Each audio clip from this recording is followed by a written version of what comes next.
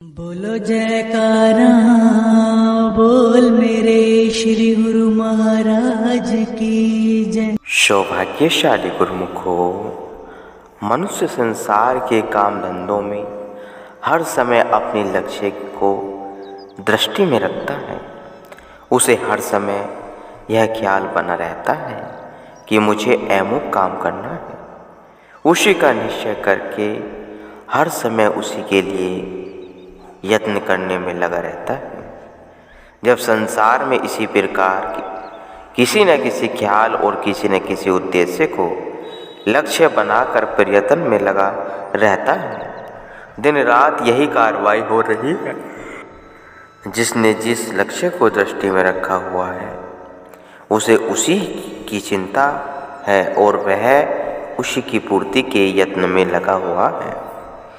उसका वह लक्ष्य चाहे अच्छा हो या बुरा, किंतु प्रत्येक मनुष्य ने किसी न किसी लक्ष्य को अवश्य दृष्टि में रखा हुआ है। संत महापुरुष जीव का रुख असलियत की तरफ मोड़ते हैं कि जीव जरा अपने मन में सोचे तथा विचारे कि मेरा रुख किस तरफ है। मनुष्य जो भी काम करता है हमेशा पहले उसके हानि लाभ तथा परिणाम को सोचा करता है। जो भी काम करना हो पहले उसके परिणाम पर दृष्टि डाल लेना नितांत आवश्यक होता है।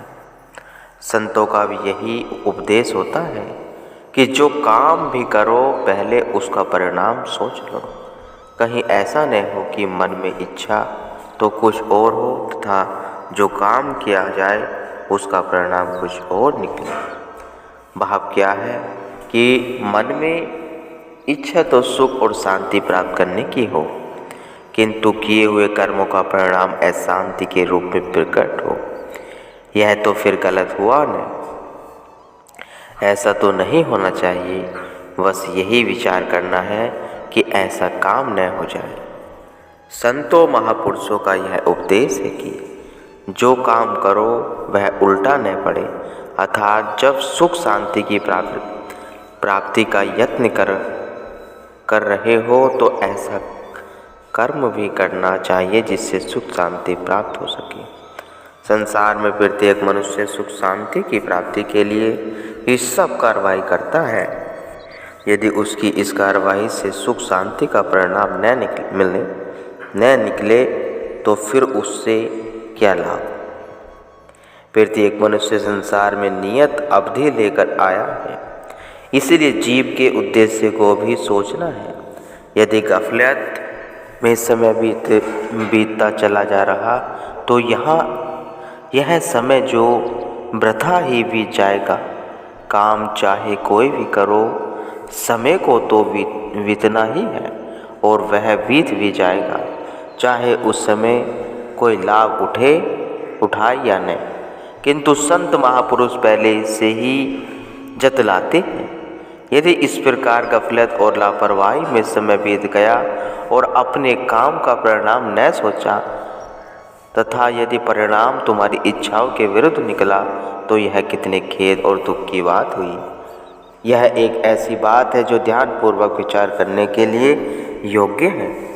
यदि मनुष्य इस समय में गफलत और लापरवाही बरतेगा तो फिर अंत में उसे पछतावा करना पड़ेगा। ऐसा नहीं होना चाहिए कि चलो जैसा समय बीत गया सो बीत गया, वही ठीक है।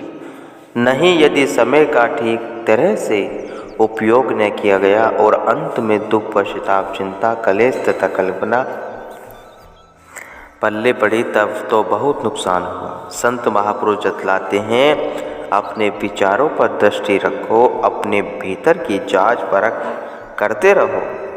जो मनुष्य अनजाने स्थान के लिए सफ़र करता है उसे यदि यह ध्यान रहता है कहीं मैं गलत रास्ते पर न चला जाऊं और अपनी मंजिल से हटकर ऊबड़ खाबड़ राहों में न भटक जाऊं, उसे सफ़र में हमेशा सचेत रहने की ज़रूरत होती है। वह हर समय सोचता विचारता है, लोगों से पूछता है और अपना इत्मीनान करता है। इसी प्रकार ही संत महापुरुष फरमाते हैं कि मनुष्य जीवन में एक यात्रा है। यह यात्रा विचार रूपी गाड़ी पर तय हो रही है। अतः किस प्रकार के विचार इसे लक्ष्य तक पहुंचाएंगे, उनके वाकिफ़कार से मिलने की जरूरत है। सद्गुरु जीव को अपने विचारों पर दृष्टि रखने का उपदेश करते हैं, कहीं धोखे में न आ जावे। हमेशा अपने विचारों और मन को नियंत्रण में रखना जरूरी है। जिस प्रकार कोई मनुष्य घोड़े पर सवारी करता है तो उसकी भागदौड़ अपने हाथों में और अपने नियंत्रण में रखता है, यही सवारी का नियम है। सवारी करने वाले को सदा भागदौड़ अपने नियंत्रण में रखनी चाहिए ताकि घोड़ा गड्ढे में नहीं रहते। इसी प्रकार अपने संकल्प, विकल्पों या विचारों को भी नियंत्रण में रखना है ताकि इनकी भागदौड़ अपने हाथ में रहे। एक ड्राइवर या मोटर कार बाइक जब अपनी मोटर चलाता है तो उसका स्टीयरिंग व्हील अथवा नियंत्रण चक्र अपने वश में रखता है। बड़े ध्यान से और सचेतता से मोटर चलाता है। यदि वह गफलत करेगा तो खतरे में जा पड़ेगा। अब सोचो कि सफ़र में कितना सचेत रहने की ज़रूरत पड़ती है। बिल्कुल इसी प्रकार जैसे कि मोटर का अथवा किसी अन्य वाहन का सफ़र है और उसमें खबरदारी की ज़रूरत पड़ती है, अर्थात वाहन की भागदौड़ या उसके कल पुर्जों को अपने नियंत्रण में रखना जरूरी होता है, अन्यथा नुकसान और खतरे में पड़ने का भय है। इसी प्रकार ही यह जिंदगी का सफ़र भी हर समय तय हो रहा है। प्रत्येक व्यक्ति मुसाफिर है। 24 घंटे यह सफ़र तय हो रहा है तथा इस सफ़र में सदा चैतन्य और खबरदारी की ज़रूरत है। नुकसान से बचने और ध्यान रखने की ज़रूरत है। तुम देखते हो कि घड़ी की सुई सदा चलती रहती है, वह कभी थकती नहीं है, रुकती नहीं है। इसी प्रकार जो समय बीतता जा रहा है, समझो कि यह सफ़र तय हो रहा है। यह सफ़र पल पल में तय होता रहता है। इसलिए पल पल में होशियारी, खबरदारी और चैतन्यता की आवश्यकता है, कहीं जीव धोखे में न जा पड़े। जब सवारी जा रही है, चाहे कोई भी सवारी, कार, मोटर या अन्य कोई सवारी जिस पर उसने सफ़र करना है, तो वह गफलत कहाँ करता है। उसे तो सफ़र में नींद तक नहीं आती। एक पल के लिए गफलत करना भी खतरे में पड़ना है। सफ़र चाहे दिन में है पेश कर आवे या रात में सफ़र करने वाला तो नींद करता है, न ही गफलत करता है। ड्राइवर या सवार कभी सफ़र में गफलत नहीं करता, बल्कि सदा चैतन्य और खबरदारी बरतता है। जिसे सफ़र करना होता है वह सोचता है कि मैं खाना भी न खाऊं अथवा किसी ऐसी वस्तु का इस्तेमाल भी न करूं जिससे नींद, आलस्य और सुस्ती आवे। बस यही सफ़र का नियम है। इसी प्रकार हमारी रोज़ाना ज़िंदगी में एक सफ़र है। जिस प्रकार सफ़र में सवार खबरदार रहता है, इसी प्रकार ही समझो कि तुम भी मुसाफिर हो और रात दिन सफ़र कर रहे हो। श्वास तो कभी रुकता नहीं, वह कभी रुकता है क्या? जब श्वास 24 घंटे चलते हैं तो इसका अर्थ यह है कि 24 घंटे सफ़र भी चल रहा है। क्या कोई ऐसा समय भी आता है जब श्वास रुक जाता है? नहीं, काम करते हुए, नींद करते हुए, उठते बैठते, सोते जागते श्वास चलते रहते हैं। जब 24 घंटे श्वास चलता है तो 24 घंटे सफ़र भी चलता है। जब 24 घंटे सफ़र चलता है और फिर भी गफलत में समय गुजारे तो उसका परिणाम क्या होगा? इसलिए सोचो कि कितनी खबरदारी की ज़रूरत है। यह जीवन का समय लापरवाही में न गुजारना है। इसमें बहुत खबरदारी और सचेतता की ज़रूरत है। महापुरुष कहते हैं, एक पल के लिए भी सफ़र में गाफिल न रहो। आम संसारी जीवों की तो बात ही क्या है, वे सदा से ही गलत रास्ते पर जा रहे हैं, मगर नहीं गुरुमुखो, तो मार्ग उनसे अलग है। दुनियादारों से उनका मुकाबला क्या। एक दुनियादारी मनुष्य यदि भगवान को नहीं मानता, सद्गुरु पर विश्वास नहीं रखता और भक्ति पर निश्चय नहीं लाता, तो क्या उसे उसकी देखा देखी करनी है या दुनिया के पीछे चलना है। नहीं, दुनिया के पीछे मत चलो, यह तो भक्ति का मार्ग है। इसमें तो संतों महापुरुषों के पीछे चलना है।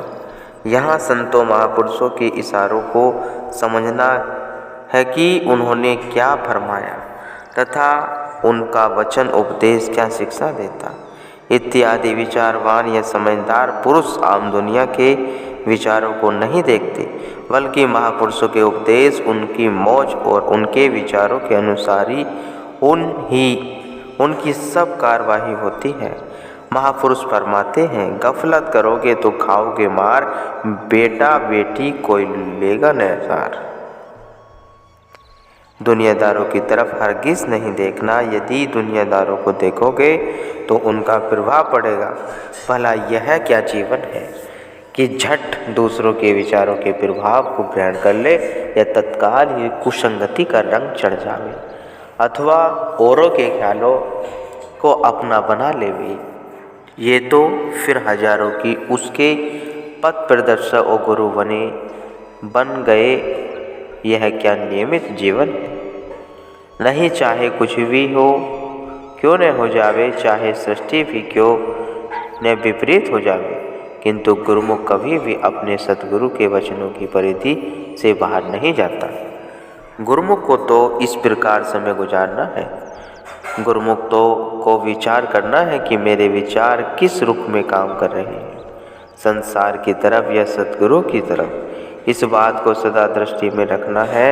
जिसका रुख सतगुरु के वचन की तरफ, उसकी सब कार्यवाही ठीक है, वह कभी धोखे में नहीं जा सकता। और यदि जरा भी सतगुरु के वचन को भूल गया तो फिर का सारी कार्यवाही गलत। जरा भी सतगुरु के वचन से रुख हटा नहीं कि शत्रु ने उस पर अधिकार पाया नहीं और मन के अधीन हुआ नहीं।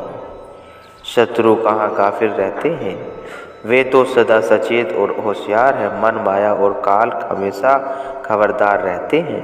वे जरा सा जीव को गफलत में जाता देखते हैं कि लूटने में देर नहीं करते। इसलिए गुरुमुख को एक पल के लिए भी गाफिल नहीं होना चाहिए। सतगुरु फरमाते हैं, उठत बैठत सोपत नाम, कहू नानक जन के सदकाम। सुखमनी उठते बैठते सोचते जागते चलते फिरते हर समय 24 घंटे श्वास श्वास में सुमरण करते रहने की शिक्षा सत्पुरुषों ने दी है। इसलिए गुरुमुख ने गफलत में जिंदगी को नहीं गुजारना, आम जीवों की तरफ समय को नहीं गुजारना। सतगुरु का सेवक गुरुमुख के जीव आम दुनिया की तरफ नहीं, बस इसी प्रकार हमेशा रुख महापुरुषों के उपदेश की तरफ होवे, फिर तो सदा निश्चिंत रहेगा, आनंद और सुख में जीवन व्यतीत होगा। न काल का भय न माया का डर, वह तो 24 घंटे सुखी होगा, क्योंकि उसका रुख सद्गुरु की तरफ है। और दुनिया का रुख किस तरफ है? माया की तरफ ही उसका रुख है न, किंतु गुरुमुख और दुनियावी लक्ष्य को बड़ा अंतर है। विभीषण लंका में रहता था, किंतु उसका रुख श्री राम जी की तरफ था। रावण के निकट रहकर भी उसका रुख रावण की तरफ नहीं था। फिर परिणाम क्या निकला? यही कि वह जाकर श्री राम जी से मिला। इसी प्रकार ही गुरुमुख भी जहाँ और जिस अवस्था में रहे, उसका रुख अपने इष्ट देव की तरफ रहे। उन्हीं का ध्यान, उन्हीं की मौज और उन्हीं की आज्ञा में दृढ़ होवे, फिर कभी माया उस पर अधिकार नहीं हो सकता, न ही कभी दुखी हो सकता। इसलिए सुरती को 24 घंटे खबरदार रखे, कभी भी गफलत में समय न गुजारे। तात्पर्य यह है कि तुम पल पल में सफ़र कर रहे हो। इसी सफ़र में यदि अपनी सुरती को और अपने ख्याल को सतगुरु के वचन की रहनुमाई में और उनके पवित्र ध्यान में लगाए रखोगे, तो फिर कभी धोखा नहीं खाओगे और अपने लक्ष्य को प्राप्त कर लोगे। गुरुमुख को